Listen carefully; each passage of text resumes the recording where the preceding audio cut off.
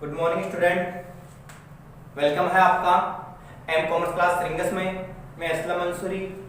आज हम 12th को पार्टनरशिप अकाउंटिंग के second chapter admission of a new partner के बारे में पढ़ेंगे कि admission of a new partner, जब बिजनेस में पार्टनर का एडमिशन होता है तो हमारे सामने क्या प्रॉब्लम क्रिएट होती है, उन प्रॉब्लम्स को हम किस प्रकार से सॉल्व करते हैं। तो आइए हम डिटेल से पढ़ते हैं, देखते हैं admission of a new partner. जब बिजनेस में एडमिशन होता है तो सबसे फर्स्ट ऑफ ऑल पहले हमारे पास क्या प्रॉब्लम क्रिएट होती है, तो वो है reconstruction of partnership from. Reconstruction का मतलब होता है वापस कैसे बनती है। जब पार्टनरशिप ए और बी दो पार्टनर थे तो उन लोगों ने अपनी बिजनेस को किस हिसाब से चला रखा है वो अलग बात है। अब क्या कोई पार्टनर नया एडमिट होता है या कोई पार्टनर बिजनेस छोड़ के जाता है तो उसके सामने क्या प्रॉब्लम क्रिएट होती है, वापस कैसे पार्टनरशिप बनेगी, पार्टनरशिप डीड के अकॉर्डिंग क्या क्या चेंज होगा, क्या चेंज नहीं होगा, वो है रिकंस्ट्रक्शन ऑफ पार्टनरशिप फ्रॉम। वापस पार्टनरशिप कैसे बनेगी। When any change in accepting agreement, जब आपके पास जो वर्तमान में जो एग्रीमेंट बना होगा बिटवीन पार्टनर्स के बीच में, it's called reconstruction of partnership from. इसे बोलेंगे हम रिकंस्ट्रक्शन ऑफ पार्टनरशिप फ्रॉम। अब उसमें वो चेंज कब होगा ये देखते हैं। Reconstruction of partnership from can be following situation. In situation में पार्टनरशिप फ्रॉम का रिकंस्ट्रक्शन होता है। तो देखते हैं हम। फर्स्ट ऑफ ऑल सबसे पहले हमारे पास है admission of a new partner. जब बिजनेस में कोई पार्टनर एडमिट होता है तब पार्टनरशिप फर्म का रिकंस्ट्रक्शन होता है, पार्टनरशिप फर्म दोबारा बनती है। Change in sharing profit ratio, जितने भी पार्टनर हैं 2, 3, 5 जितने भी पार्टनर हैं उन पार्टनर्स में जो रेशियो था वो रेशियो चेंज हो जाएगा। रेशियो चेंज होगा तो पार्टनरशिप का जो रिकंस्ट्रक्शन है वो वापस बनेगा, जो कंडीशन थी वो वापस चेंज हो जाएगी। रिटायरमेंट ऑफ एनी पार्टनर, अगला है रिटायरमेंट ऑफ एनी पार्टनर। कोई पार्टनर जब बिजनेस से रिटायर्ड हो जाता है, रिटायर्ड होने के बाद अपना शेयर ले के चला जाता है और उसके बाद में जो बिजनेस स्टार्ट रखेंगे तो जो रिमेन पार्टनर है वो बिजनेस को स्टार्ट रखेंगे तो उनका क्या शेयरिंग प्रॉफिट रेशियो रहेगा, क्या कैपिटल रहेगा, वो वापस रिकंस्ट्रक्शन होगा। Death of any partner, business में पार्टनर्स की किसी पार्टनर्स की कोई डेथ हो जाती है तो डेथ होने के बाद में जो रिमेन पार्टनर है वो रिमेन पार्टनर बिजनेस को किस हिसाब से स्टार्ट रखेंगे उसके बारे में डिटेल है, तो उसको भी हम रिकंस्ट्रक्शन ऑफ पार्टनरशिप फ्रॉम कहेंगे। एक है मर्ज ऑफ एनी फ्रॉम। मर्ज यानी खराब होना, टूटना, बिखर जाना फ्रॉम का, या amalgamation of another from. Amalgamation of another from, amalgamation का मतलब होता है कि कोई दूसरी फ्रॉम किसी एक फ्रॉम में मिल जाना। अमालगमेशन का मतलब हो गया एकीकरण, एक फ्रॉम का दूसरे फ्रॉम में एकीकरण हो जाना। तो इन सिचुएशन में ये हमने 5 सिचुएशन पढ़ी, ये 5 सिचुएशन है रिकंस्ट्रक्शन ऑफ पार्टनरशिप फ्रॉम। ये रिकंस्ट्रक्शन ऑफ पार्टनरशिप फ्रॉम है, इसी पे डिटेल आपका डिपेंड है, लेसन डिपेंड है कि क्या क्या प्रॉब्लम क्रिएट होगी। जब बिजनेस में कोई पार्टनर एडमिट होगा तब क्या सिचुएशन आएगी, जब कोई चेंजिंग प्रॉफिट शेयरिंग रेशियो होगा तब किस हिसाब से हम क्वेश्चन को सोल्व करेंगे। रिटायरमेंट या डेथ एक ही चैप्टर है, ये एक ही चैप्टर में दोनों टॉपिकों को समझा रखा है। रिटायरमेंट और डेथ, जब किसी पार्टनर का रिटायर हो जाएगा या पार्टनर डेथ हो जाएगी तो उसके साथ बाद में हम किस हिसाब से उसको पेमेंट करेंगे, किस हिसाब से बाद में हम अपना बिजनेस स्टार्ट रखेंगे। और ये है मर्ज ऑफ एनी फ्रॉम या अमालगमेशन ऑफ अनदर फ्रॉम। जब कोई फ्रॉम दूसरे फ्रॉम में एक होके मिल जाएगी, विलय हो जाएगी या अमालगमेशन हो जाएगा तो किस हिसाब से उस बिजनेस को स्टार्ट रखा जाएगा उसके बारे में हम डिटेल से पढ़ेंगे। आगे बढ़ते हैं हम। Admission of a new partner. Partner का जब एडमिशन होता है तो उसकी क्या डेफिनेशन है, देखते हैं कौन से एक्ट में आता है, कौन से सेक्शन में उसको एडमिशन दिया जाता है। एडमिशन देने की क्या सिचुएशन है, क्या शर्तें हैं, देखना। According to Indian partnership act 1930 two. जैसा कि हमने 11th क्लास में पढ़ लिया था कि पार्टनरशिप एक्ट कौन सा है, 1932 सेक्शन 31। तो हमारे पास ये क्वेश्चन ये बन जाता है, जब एक पार्टनर बिजनेस में एडमिट होता है तो कौन से सेक्शन में एडमिशन दिया जाता है। तो यहाँ पे आएगा section 31। According to Indian partnership act 1932 section 31 के अकॉर्डिंग क्या कह रहा है, ए न्यू पार्टनर, एक नया पार्टनर कैन बी एडमिटेड, उसको एडमिट कर दिया जाएगा इनटू द पार्टनरशिप फ्रॉम में एनी ऑल पार्टनर्स एग्री, जब सभी पार्टनर एग्री हो जाएंगे। कहने का मीन्स है भारतीय साझेदारी अधिनियम 1932 की धारा 31 के अनुसार जब सभी साझेदार एग्री हो जाएं तभी एक न्यू पार्टनर को बिजनेस में एडमिट किया जाएगा। आगे देखो क्या क्या उसकी रेस्पॉन्सिबिलिटी है, कब उसकी रेस्पॉन्सिबिलिटी बनती है, कब नहीं बनती, उसकी जिम्मेदारियां देखते हैं। A new partner is not responsible for the all work which was done before his admission. कहने का मतलब यह है कि जब वह पार्टनर बिजनेस में एडमिट हुआ तो उससे पहले बिजनेस की जो भी एक्टिविटी थी, जो भी बिजनेस का काम था, उस काम का उसके लिए कोई भी वो रेस्पॉन्सिबल नहीं होगा, जिम्मेदार नहीं होगा। बिजनेस में उससे पहले जितना प्रॉफिट किया था या जितना लॉस हुआ था उसमें उसका कोई भी पार्टिसिपेट नहीं होगा। अब देखते हैं जब नया पार्टनर बिजनेस में एडमिट होता है तो वो क्या क्या चीज बिजनेस में लेकर आता है।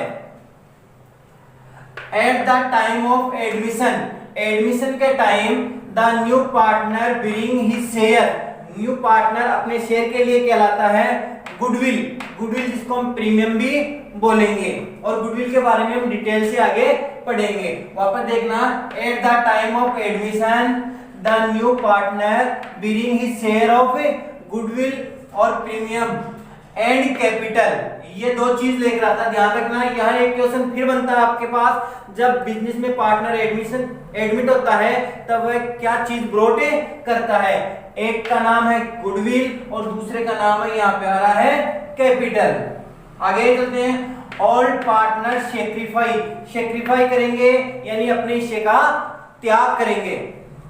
All partner sacrifice A share of their profits, अपने प्रॉफिट्स में से सेक्रीफाई करेंगे इन हिज फेवर, जो न्यू पार्टनर आएगा उसके फेवर में। एंड ही गेट्स, वह मिलेगा उसको प्राप्त करेंगे a share in the future profit of a from, और न्यू पार्टनर जो बिजनेस में एंटर करेगा उसको फ्यूचर प्रॉफिट में उसको हिस्सा दिया जाएगा। तो इस लाइन का मीन्स हो गया, जब पार्टनर बिजनेस में एडमिट करता है तो बिजनेस में दो चीज ब्रोट करता है, पहली चीज है गुडविल और दूसरी चीज है कैपिटल।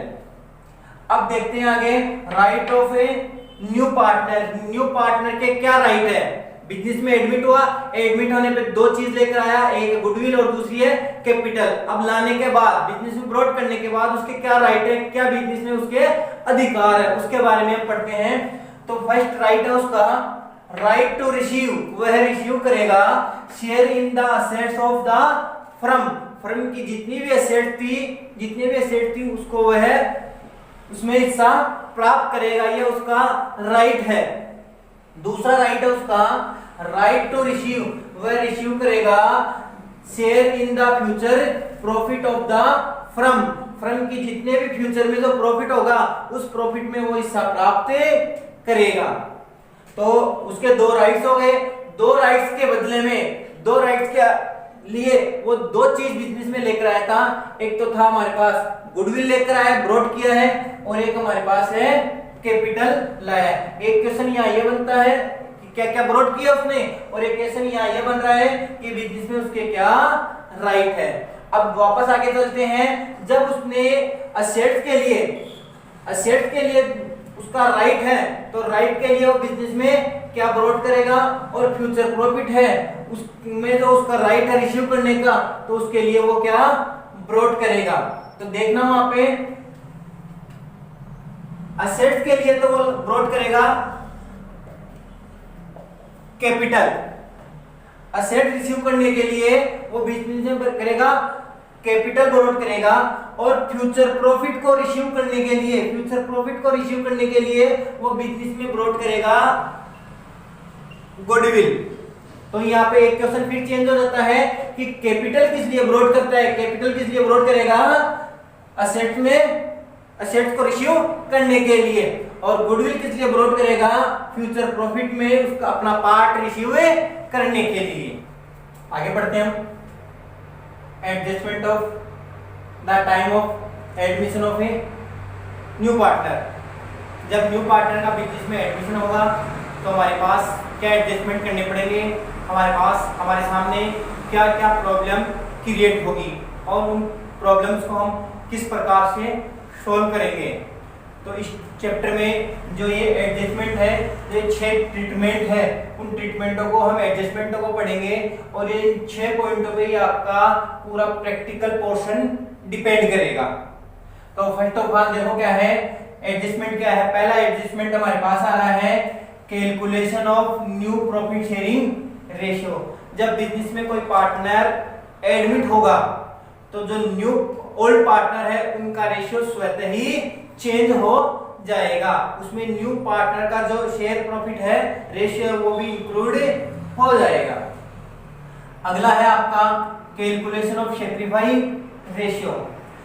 जब न्यू पार्टनर बिजनेस में एंटर होगा तो ओल्ड पार्टनर किस शेयर से अपने प्रॉफिट को सैक्रिफाई करके न्यू पार्टनर को गिव करेंगे, तो वहां पे हमें सैक्रिफाइस रेशियो भी कैलकुलेट करना पड़ेगा, वो ओल्ड पार्टनर का सैक्रिफाइस कैलकुलेट होगा।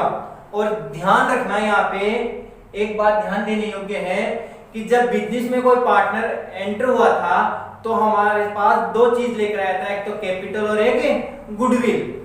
जो वो गुडविल लेकर आया था वो आया था प्रॉफिट के लिए, गुडविल प्रॉफिट के लिए लेकर आया था।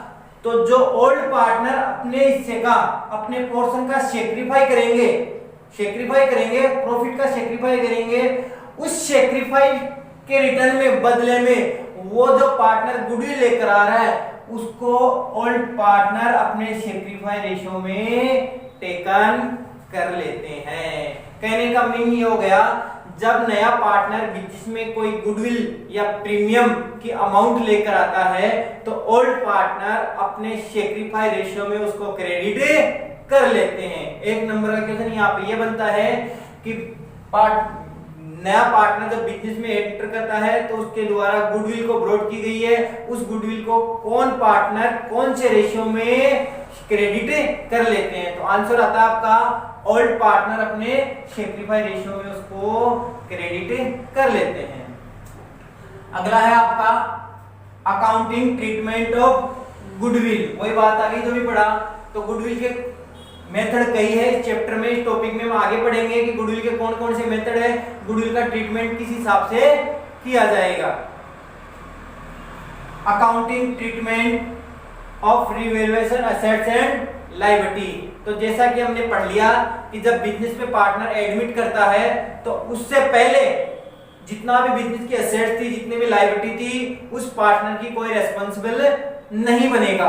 तो उससे पहले बिजनेस में एंटर करने से पहले हमें असेट्स और लायबिलिटी का रिवैल्यूएशन करना पड़ेगा। रिवैल्यूएशन करने से जो प्रॉफिट और जो लॉस होगा उसको ओल्ड पार्टनर अपने ओल्ड रेशियो में टेकन कर लेते हैं, उसमें न्यू पार्टनर का कोई भी पार्टिसिपेट नहीं होता है। आगे चलते हैं। Accounting treatment of reserve and accumulated profit. कहने का मतलब ये है, वही बात आ गई रिवैल्यूएशन की तरह, ये है कि जो रिजर्व प्रॉफिट और एक्यूमुलेटेड प्रॉफिट है, यानी अभी तक अनडिस्ट्रीब्यूटेड प्रॉफिट भी बोल सकते हैं इसको, अभी तक बांटा नहीं गया, हमने रिजर्व करके रख रखा था बिजनेस में। तो न्यू पार्टनर जब बिजनेस में एंटर करेगा तो उसका इसमें कोई रेस्पॉन्सिबल नहीं होगा, उसको रिजर्व और एक्यूमुलेटेड प्रॉफिट में कोई पार्ट नहीं दिया जाएगा। तो इस चीज को भी, रिजर्व और एक्यूमुलेटेड प्रॉफिट को भी ओल्ड पार्टनर अपने ओल्ड रेशियो में क्रेडिट साइड टेकन कर लेते हैं पार्टनर्स कैपिटल में। अगला है adjustment of capital. Last topic ये है इसका चैप्टर का कि जब बिजनेस में पार्टनर एडमिट करता है तो उसकी कैपिटल को कैसे एडजस्ट किया जाएगा। इसके दो मेथड है, हम डिटेल से पढ़ेंगे, फिर भी एक बार थोड़ा सा बता देते हैं। एडजस्टमेंट आता है अकॉर्डिंग टू न्यू पार्टनर, और एक है अकॉर्डिंग टू ओल्ड पार्टनर। देखना कैपिटल के दो मेथड यहां पे हम आगे पढ़ेंगे। हम न्यू पार्टनर के अकॉर्डिंग हम एडजस्टेड करेंगे, एडजस्टेड कैपिटल निकालेंगे ऑल पार्टनर की। न्यू पार्टनर की कैपिटल के अकॉर्डिंग हम निकालेंगे ओल्ड पार्टनर्स की कैपिटल का कैलकुलेशन करेंगे, और यह है according to old partner. Old partners की जो कैपिटल आएगी उसके अकॉर्डिंग उसका जो ट्रीटमेंट करेंगे उसके अकॉर्डिंग हमें यहां निकलेगी न्यू पार्टनर की।